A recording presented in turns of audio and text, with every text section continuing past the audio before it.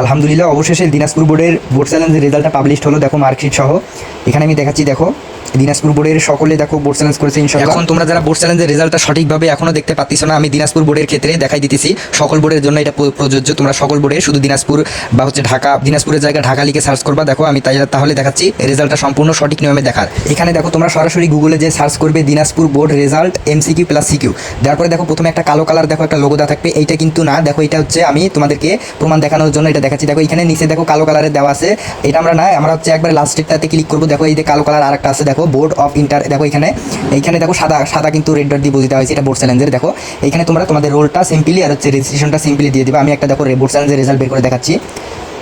দেখো এখানে আমি রেজিস্ট্রেশন নাম্বারটা দিব। এখন এটা হচ্ছে সকল বোর্ডের জন্য প্রযোজ্য। তোমরা শুধু MCQ education board result Dhaka দিবা বা হচ্ছে চট্টগ্রাম, যে কোনো বোর্ডের হতে পারো। দেখো এখানে বোর্ড চ্যালেঞ্জের রেজাল্টটা সরাসরি চলে আসছে। দেখো দিনাজপুর বোর্ডের রেজাল্টটা সরাসরি চলে আসছে। তাই তোমরা এখনই যারা দিনাজপুর বোর্ডের বোর্ড চ্যালেঞ্জের রেজাল্টটা দেখতে পাচ্ছ না, সরাসরি গুগলে যে সার্চ করবে Dinajpur board result MCQ plus CQ, তারপরে একবারে নিচে যে কালো কালার একটা এরকম লোগো দেওয়া থাকবে, ওইটাতে ক্লিক করে এখনই তোমরা বোর্ড চ্যালেঞ্জের রেজাল্টটা দেখে নাও।